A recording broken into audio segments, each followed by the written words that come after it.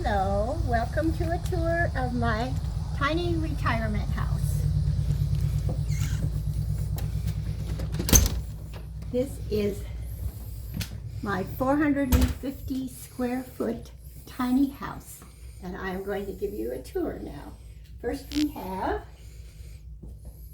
my office, which is right here, and then we will move on to my living room, which is right here. My TV room, which is right here.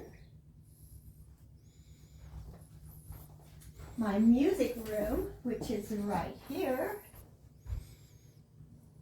And my dining room right here. And now we will move on into my laundry room, which is right here. And then the kitchen, which is here. I will even take you through the bathroom because it's new.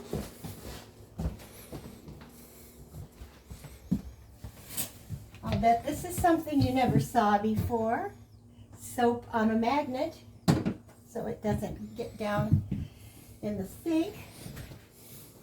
Through my closet. And here is my bedroom.